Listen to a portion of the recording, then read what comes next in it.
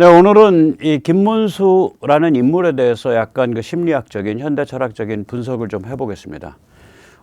굉장히 그 드문 케이스예요. 올고듬과 진정성이 결합되어 있는 인간 유형이거든요.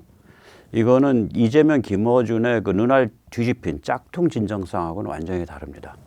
먼저 너무 잘 아시고 너무 유명한 거지만 미디어 F의 편집본을 인용을 해서 2019년 10월 인간 김문수가 이제 삭발한 지 그때 얼마 안 될 때예요. 그 박 대통령 탄핵과 구속 뭐 이런 거에 대해서 삭발했을 겁니다. 문재인 정부에 저항하면서 그 고슴도치 머리입니다. 그래서 동작동 국립묘지에서 박정희 추도사를 읽었습니다. 너무 잘 알려진 동영상이지만 한번 보시겠습니다. 40년 전 오늘 당신께서는 너무도 갑작스럽게 저희들 곁을 떠나셨습니다. 그날 저는 사회주의 혁명을 꿈꾸며 대학에서 2번 제적된 후 공장의 위장 취업에 있었습니다.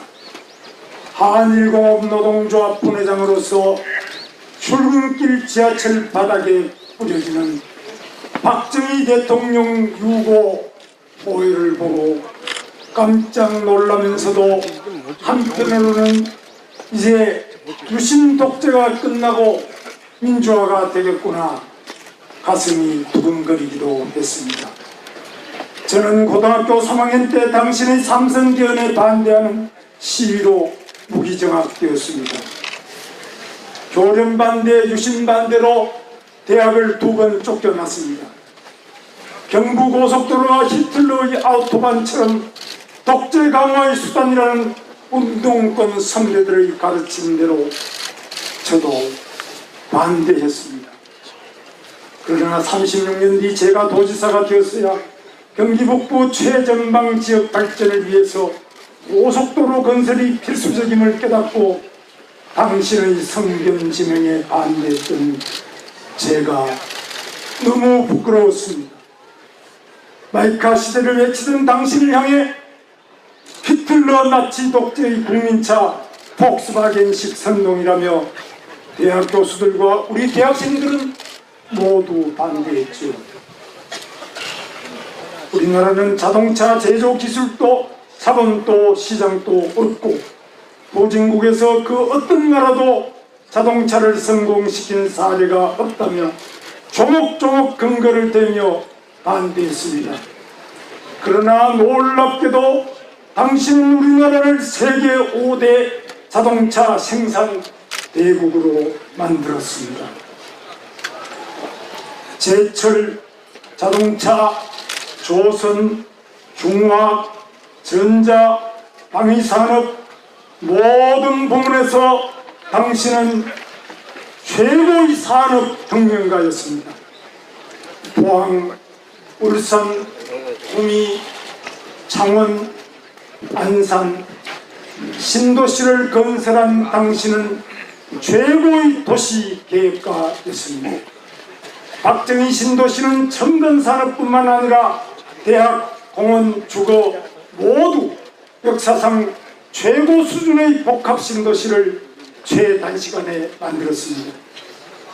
고속도로, 지하철, 항만, 공항건설, 당신은 최고의 국토건설자였습니다.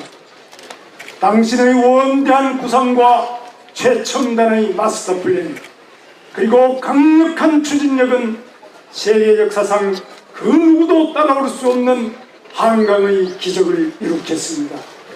예.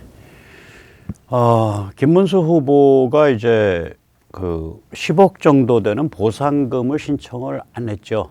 제가 알기로 이제 다른 분도 많겠지만 보상금을 신청 안 한 분 선배 중에는 김문수 선배와 장기표 선배 돌아가신 그리고 저도 신청을 안 했습니다. 저는 민주화 유공자 신청 자체를 안 했죠. 저는 제가 했던 일이 민주주의 운동이라고 생각을 안 했으니까. 굉장히 올곧으면서도 진정성이 넘쳐요.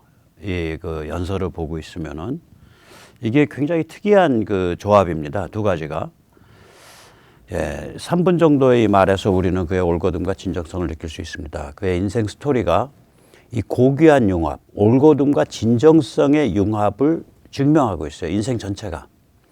이 융합이 얼마나 고귀하고 드문 것인지 알아야, 이 융합이 얼마나 강력한 매력을 가진 것인지 알아야 김문수 후보의 파괴력을 실감할 수 있습니다. 5월 10일 당원들이 일으킨 기적적 혁명은 김문수 후보의 올곧음 진정성 융합을 제대로 조명해서 국민들한테 이 사람이 이런 사람이야 라고 제시한 거사였습니다. 우리 당원들이 김문수를 보증합니다. 국민 여러분 밀어주십시오. 그걸 당원들이 나서서 한 거예요. 그 개생 양아치 같은 야바오꾼들을 제끼고. 잠시 세뇌탈출 자유구독료 부탁 말씀 올리고 또 이어가겠습니다. 아시다시피 세뇌탈출은 광고가 잘 붙지 않습니다. 붙더라도 천천히 붙는 경향이 있습니다. 도와주시면 보다 좋은 컨텐츠로 찾아뵙는데 커다란 힘이 되겠습니다.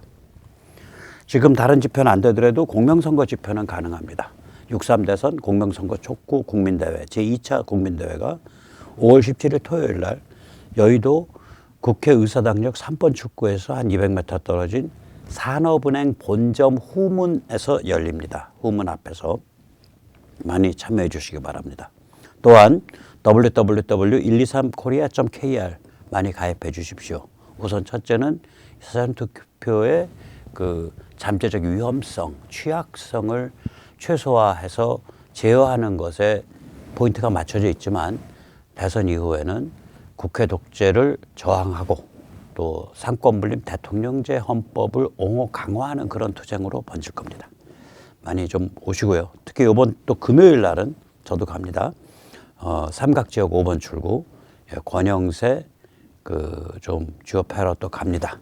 예, 좀 흉악한 그 메시지를 날렸기 때문에 책임은 조금 물어야 돼요. 저희 같은 사람들은 이제 그 김 후보는 다 품어 안고 넓게 가시더라도 또 부분적으로 저희 같은 사람들은 이렇게 매를 들고 또 쫓아가고 뭐 좀 그런 게 있어야죠. 예. 다시 말씀드립니다. 올곧음, sincerity라 그럽니다. 영어로는. 그 다음에 진정성, authenticity. 이 융합이 어려운 겁니다. 이게 왜 그러냐? 현대 문명에서는 이 두 가지가 잘 융합되지 않습니다. 제 말이 아닙니다. 20세기 미국 최고의 천재 사상가, 이게 막시즘 영향을 받았는데 막시스트는 아니에요. 그 천재 사상가 중 한 명인 리오넬 트릴링이라는 사람이 있습니다. 뭐 문학을 한다든지 영문학을 한다든지 문학 비평하거나 미국 사상 전공하는 사람들은 다 아는 사람입니다. 그가 1972년에 발간한 굉장히 중요한 책이 있습니다. 그 책이 올곧음과 진정성, sincerity and authenticity입니다. 현대 문명에서 한 사람이 올곧음과 진정성을 동시에 가지기 어려운 것은 무도덕의 심연, 도덕은 원래 공동체 유대에서 나오는 거거든요. 근데 공동체 유대가 다 깨지기 때문에 또 종교의 절대성이 깨졌기 때문에 무도덕한 심연에 현대인은 끌려 내려갑니다. 근데 그 끌려 내려갈 때 공동체가 다 깨져 있는 상태이기 때문에 원자적 자아가 돼서 끌려갑니다. 아톰의 이고 상태로 끌려 내려갑니다. 이 무지막지한 중력장이 작용을 합니다. 그 시커먼 그 계곡, 심연 속으로 끌어당기는. 이게 현대 문명의 본질적 특징이에요. 이게. 그래서 이것 때문에 올곧음과 진정성을 동시에 가지기가 굉장히 어렵습니다. 올곧음을 택하면 예를 들어서 이제 그 무도덕과 원자적 자아의 그 구렁텅이로부터 벗어나오긴 하는데 그 구렁텅이가 속살이 어떻게 생겼는지 거기가 다 어떻게 구조가 돼 있고 왜 사람들이 거기로 끌려 내려가면 잘 못 끼어 올라오는지 그 깊은 구렁텅이의 비밀을 잘 몰라요. 그리고 본인들이 그냥 그걸 질색해버리니까 관심도 없고 알지도 못하게 되죠. 반면에 그 구렁텅이를 인식하는 사람들, 즉 무도덕과 원자적 자아를 마주하는 사람들은 올곧은 사람들, 바른 생활 아저씨, 아주머니, 아가씨들 이런 사람들을 야 위선적이야 이렇게 느끼게 돼요. 진정성이 없어. 인간의 그 심연을 마주하지 않는 사람들이야. 비상적이야 이렇게 느껴버려요. 예. 반면 진정성을 택한 사람들은 그래서 난 그 심연을 좀 마주하겠어. 자기 딴에는 무도덕의 심연과 원자적 자아의 절망을 용감하게 마주하고 있는 깨시민이다. 이렇게 자부를 할 수는 있는데 실은 그 깊은 골짜기 바닥에 주저앉아서 넋두리하는 경우가 99%입니다. 즉 무도덕의 심연과 원자적 자아를 바차고 올라가서 나 자신의 도덕률, 비르투. 이때 도덕률이라는 건 뭐냐면요. 그냥 뭐 좌우명 이 정도 차원이 아니고 목숨을 건 가치관, 인생관을 뜻해요. 자기 자신의 도덕률을 창조 혹은 선택한다는 것이 무엇인지 전혀 개념조차 탑재가 안 되는 상태에서 그 무도덕하고 원자적 자아 상태의 구렁텅이 밑바닥에 그냥 주저앉아 있는 그런 상태가 될 가능성이 굉장히 커요. 그러면 이제 베베 꼬이고 비틀리고 냉소적이 되죠. 세상도 이해가 안 되고 아무것도 이해 안 되니까. 그래서 이른바 진정성 게임을 하는 사람들은 올거듬을 외면한다고요. 또 올거듬 게임을 하는 사람들은 그 끔찍한 무도덕과 그 원자적 자아의 구렁텅이를 가급적이면 외면하려고 들고. 그래서 둘이 같이 가기가 어려운 거예요. 삶, 세계, 문명, 진실에 대해서 베베 꼬이고 비틀리고 냉소적인 자아를 가지고 있으면서 그 심연 속에서 주저앉아 있고 나 자신은 나는 진정성을 추구하는 사람이야. 나는 최소한 그걸 마주할 수 있는 용기가 있어. 이렇게 자부심을 가지는 자들이야말로 김어준이나 이재명의 찐팬이 될 가능성이 높습니다.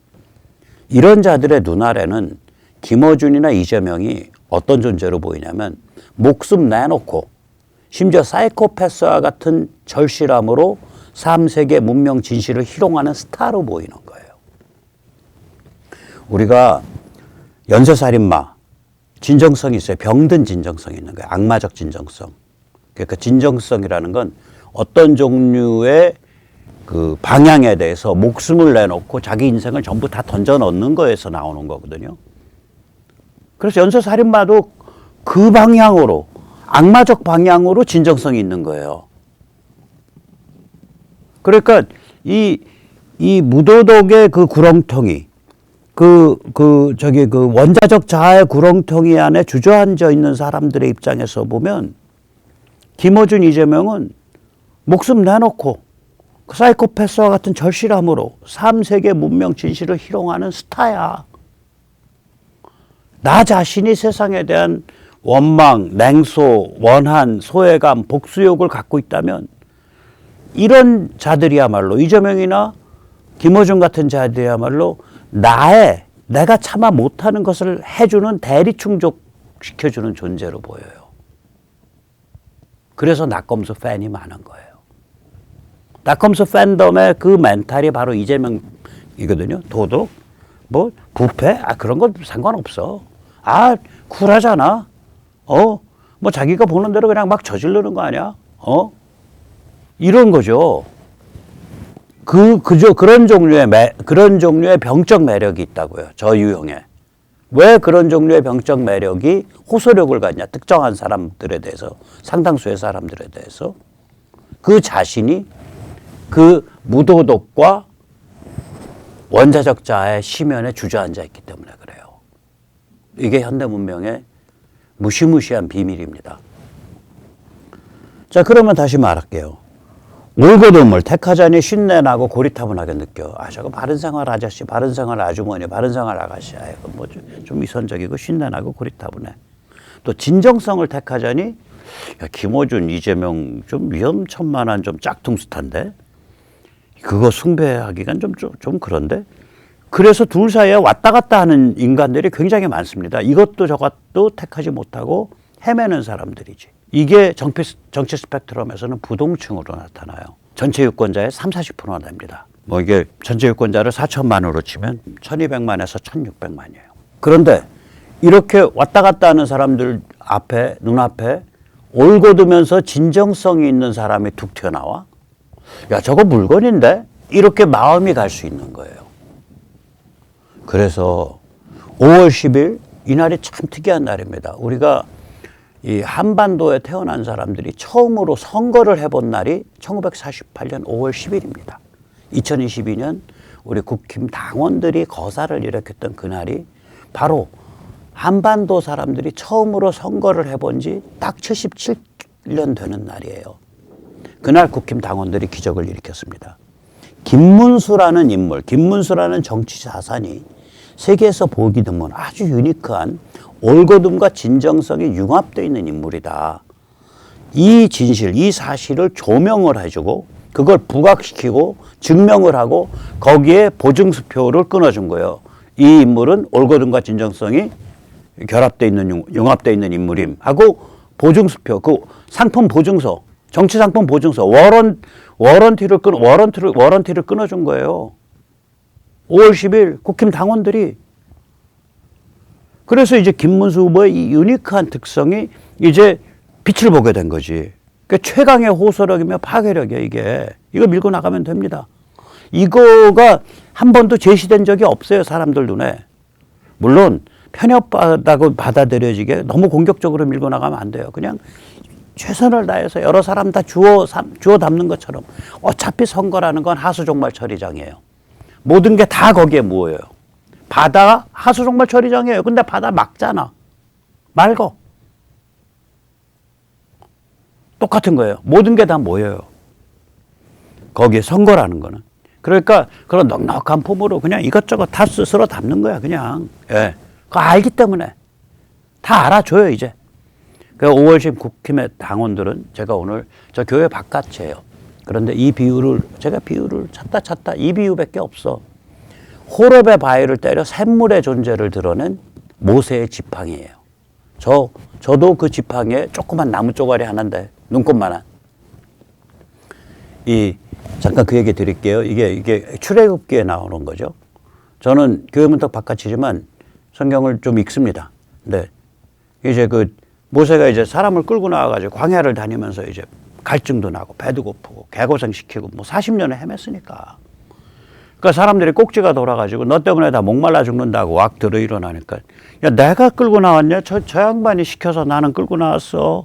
하고 이제 궁색한 변명을 해요. 거기서 이제 성경에 하면 그것 때문에 찍혀서 모세는 나중에 정착할 때 못 들어가죠. 예, 그걸 못 보고 죽든가 못 들어가든가 그렇죠. 아무튼 못 들어가요, 모세가. 그러고 아무튼 간에 그러고 나서 이제 쫓기다시피 이제 쫓아서 도망 나오다가 이제 계시를 받고 어디 가서 바위를 지팡이로 때리면은 거기서 샘이 솟을 거다. 지금 사람들이 다 목말라 죽을 상태인데. 그래서 호렙이라는 데 가서 호렙산이라고 했는데 보통 호렙의 바위, 호렙산에 가서 바위를 지팡이로 때리니까 거기서 샘이 솟아난 거예요. 국힘당원, 5월 10일 국힘당원 그 지팡이입니다. 무엇이 그 지팡이를 움직였는지는 전 모르겠어요. 그 지팡이에요. 이 비유 썼다고 너무 교회 다니신 분들 너무 욕하지 마시고, 또 교회 안 다니신 분들은 백모가 제가 갑자기 왜 또 저 기독교 흉내내냐라 그러지 마세요. 죄송합니다만은 흔히 가장 반기독교적이라고 알려져 있는 니체도 바로 이 비유를 썼습니다. 자라도자에서. 이 호렙의 바위를 깨뜨린 그 모세의 지팡이 비유를 한번 써요. 그래서 저는 그런 의미에서 아무튼 비유를 쓴 거고, 성경에 그런 훌륭한 그런 것들이 많이 들어있어요, 사실은. 저도 거기서 많이 영감을 얻고 그럽니다. 아무튼 5월 10일 우리가 대한민국 최초의 선거가 일어난 지 꼭 77년 만인 2025년 5월 10일 국힘 당원들이 일으킨 거사는 호렙의 바위를 때려서 김문수라 불리는 샘물을 솟아나게 만든 모세의 지팡이였습니다. 예, 오늘 여기까지 모시겠습니다. 감사합니다.